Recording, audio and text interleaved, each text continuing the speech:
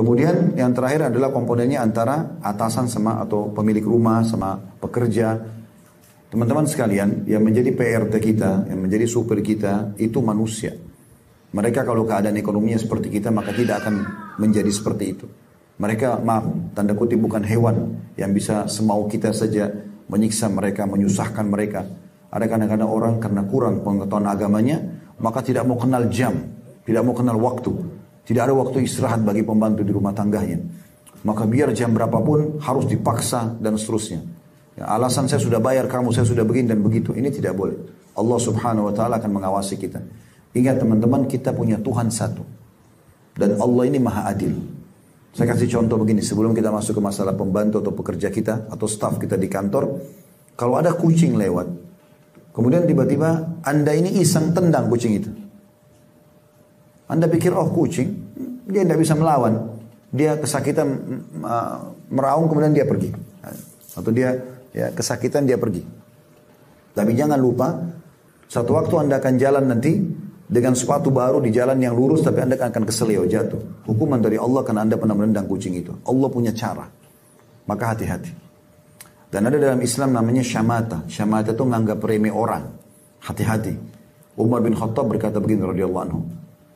Kalau seandainya ada seorang wanita hamil lewat di hadapanku, lalu aku mengatakan, ih perutnya besar ya, aku khawatir Allah pun membuat perutku besar pada saat itu. Itu namanya syamata, nggak boleh.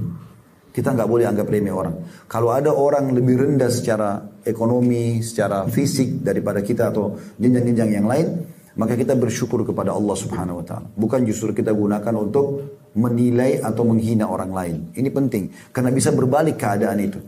Allah bisa membalikkan keadaan yang naudzubillah kita tidak berharap itu tentunya. Gitu kan? Pernah ada satu kejadian nyata. Ada suami istri, Masya Allah hidupannya mampu gitu. Tapi ini kisah itu ya. Si laki-laki ini, suami ini pelit sekali.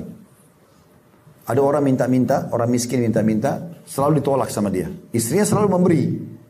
Satu waktu ada orang ketuk-ketuk pintu, terus dia lagi makan malam, istrinya buka pintu, ternyata orang miskin. Dia sampaikan suaminya, ada orang minta, nggak usah dilayani, suruh pergi saja. Maka istrinya mengatakan, coba membela. Ini sudah berapa kali orang yang datang minta, kenapa tidak mau dikasih? Sedekah itu baik. Intinya terjadi perdebatan pada saat itu, tetap dia tidak mau. Maka suaminya marah-marah. Kalau kau tidak mau ikut sama saya, tidak ingin dan terserah. Pokoknya mau ribut lah, mau tinggal, mau berpisah pada saat itu. Subhanallah, kejadian terjadi berumah tangga itu berjalan dalam 1 tahun ke depan, cerai suami istri ini. Dengan hikmah Allah terjadi perceraian. Setelah cerai, ekonomi suami jatuh, maka jadi miskin dia. Lalu berjalan, mungkin perempuan ini menjanda sekitar 2 tahun, dilamar oleh seorang laki-laki yang kaya juga. Menikahlah.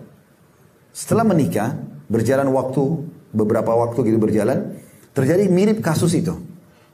Kasusnya adalah lagi makan malam, dan suaminya sekarang ini orang baik, dermawan gitu. Ada yang ketuk-ketuk pintu. Lalu kemudian si istrinya buka pintu, dia setelah pamit sama suami, dia buka pintu.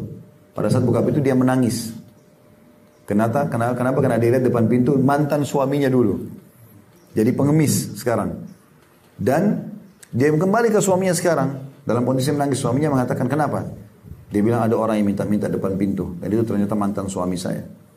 Kata si suaminya sekarang, kasih apapun yang dia mau. Dikasih, disuruh kasih, bahkan si suaminya keluar untuk memberikan langsung. Lalu dia mengatakan di depan mantan suaminya perempuan tadi, apa anda tahu siapa saya? Kata mantan suaminya, tidak, saya tidak tahu. Dia bilang, saya pengemis dulu yang minta berapa tahun depan rumah anda. Anda menghina dan saya dengar menghina. Untuk apa urus orang miskin? Untuk apa begini? Dan juga Anda memarah-marahi istri Anda. Pada saat itu saya berdoa sama Allah. Saya mengatakan, ya Allah berikan saya kekayaan yang buat saya tidak dihina. Dan selamatkan wanita dari keburukan dari perbuatan laki-laki tersebut. Akhirnya saya menjadi kaya dan saya nikahi mantan suami Anda, mantan istri Anda. Terbalik keadaan, itu namanya syamata. Hati-hati. Jadi kalau seandainya ada orang punya kekurangan yang tidak ada pada kita, kita bersyukur sama Allah. Kata Nabi SAW, siapapun yang lihat kekurangan pada diri orang lain yang tidak ada pada dia, pincang, cadel, tuli, apa saja, punya kekurangan, kita mengatakan, Alhamdulillahilladzi afani mimma btala bihi. Segala puji bagi Allah yang telah menyelamatkan aku dari apa yang diujikan kepada orang ini. Wa faddalani ala katsirin mimma khalaqa tafdila, dan memberikan aku kelebihan yang banyak dibandingkan orang ini. Itu lebih baik daripada kita menghina orang lain. Karena ada orang biasa begitu, temannya cadel dicontohin, temannya pincang dicontohin, ini nggak boleh. Ini masuk dalam syamata. Bisa berbalik keadaan tadi sebagaimana saya kasih contoh. Nah, jadi keadaan teman-teman kita kembali tadi masalah PRT, tukang kebun, supir, segala mereka ini kalau keadaan ekonominya kayak kita tidak mungkin mereka seperti itu. Tapi mereka dijadikan oleh Allah Subhanahu wa taala untuk melayani kita. Kata Nabi SAW, sesungguhnya pelayan-pelayan kalian adalah orang-orang yang telah Allah tundukkan untuk memenuhi kebutuhan kalian, maka berikanlah hak-hak mereka.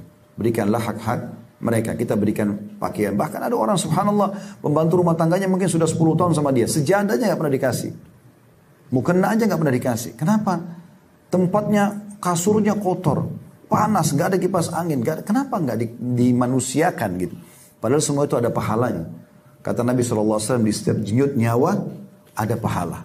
Di setiap denyut nyawa ada pahala gitu. Dari mana kita tahu? Mungkin kalau kita berbuat baik, kita berikan makanan teman-teman sekalian, kita berikan kebutuhannya, lalu kemudian dia sholat malam, dia berdoa untuk kebaikan buat kita.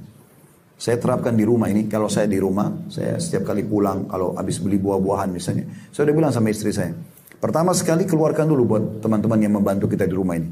Belum kami sentuh gitu, anak-anak pun saya masih larang gitu. Dikeluarkan langsung anggurnya, apelnya dikeluarkan. Nih, buat mereka, kita bila bahasakan ini buat kalian ya. Mereka makan, baru kemudian kita makan. Sehingga tidak terbuka pencurian makanan di rumah, tidak segala macam. Dan juga kita menghilangkan sifat pelit kita yang hanya mau kasih orang kalau sudah mau rusak, bekas-bekas, ya, berikan sesuatu yang baik. Allah menilai itu. Ada kisah yang menarik di sini, namanya Rabi ibn Haytham rahimahullah, seorang ulama tabi'in. Beliau pernah mau makan karena beliau tidak rewel di rumah, istrinya sampai tidak enak sama dia, sampai pernah masakan namanya halwa. Halwa ini di zaman itu makanan mewah gitu. Bahannya mahal, buatnya susah, lama digodok. Mereka belum punya alat kayak kita sekarang untuk jadi makanan yang mewah. Penuh dengan jenis kacang-kacangan yang mahal segala macam. Dimakan oleh orang-orang tertentu. Satu waktu Rabi ibn Haytham ini kedatangan muridnya dari luar kota. Kemudian istrinya tahu, istrinya buatkan makanan halwa itu. Dihidangkan di depan Rabi ibn Haytham ini. Pada saat dihidangkan, anaknya keluarkan, anak laki-lakinya keluarkan. Baru dia mau ambil potongan makanan sama tamunya. Tiba-tiba ada yang ketuk pintu rumah. Maka dia pun kasih isyarat anaknya suruh buka pintu itu. Dibuka pintu itu. Begitu dibuka, di depan pintu orang gila. Digambarkan dalam kisah ini, orang gila ini kotor sekali pakaiannya, penuh dengan debu, dan maaf ini kisahnya begitu. Air liurnya netes-netes. Minta makanan. Maka Rabi ibn Haytham tunjuk wadah piring yang ada halwa tadi, makanan mewah itu. Anggaplah Bapak Ibu mungkin tahu makanan yang favoritnya apa, biasa dibeli. Itu mahal misalnya, mewah gitu. Itu disuruh hidangkan, suruh kasih ke orang gila. Orang gila disuruh kasih itu. Anaknya sebagai anak yang patuh bawa. Dan niatnya mau kasih satu aja. Satu potong.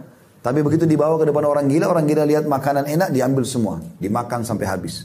Setelah habis dilempar piringnya dan tidak terima kasih, pergi. Karena dia orang gila gitu. Anaknya Rabi ibn Haytham rahimahullah ambil piring itu, ditutup pintunya. Kemudian dia masuk. Begitu dia masuk ke dalam, dia bilang, ayah, dia duduk dengan santun. Karena ini anak berbakti. Dia bilang, ayah, semoga Allah selalu jaga anda di atas kebaikan. Dia doakan kebaikan ayahnya. Dia bilang, itu tadi yang datang, orang gila. Dia tidak tahu nilai makanan yang kita kasih. Ini tolong di garis bawah ya. Dia bilang, dia tidak tahu nilai makanan yang kita kasih. Kalau seandainya tadi anda suruh saya ambil roti gandum kah atau apa saja makan di dapur, kan bisa. Kenapa harus halwa, makanan yang ibu saya buat setengah mati dan untuk anda gitu? Maka Rabi ibn Haytham menjawab, dan ini jadi pelajaran kita. Dia mengatakan, wahai anakku, kalau seandainya, ya, ayo anakku, kalau seandainya dia tidak tahu nilainya makanan itu, tapi dia tidak tahu nilainya, maka Allah tahu nilainya. Tidak penting siapa yang terima. Tapi yang penting bagaimana kita memberikan karena Allah. Seperti itulah ya. Jadi tidak usah melihat pembantu itu makan apa. Tidak penting. Yang penting Allah tahu kita memberikan dia yang terbaik. Bukan pas-pasan. Ya. Coba berikan yang terbaik. Teman-teman kalau masuk restoran, makan makanan yang enak, beli porsi yang sama, coba kasih ke tukang parkirnya. Coba kasih ke orang miskin yang bawa gerobak pinggir jalan. Coba bersedekah sesuatu yang baik gitu. Karena Allah akan menilai semua.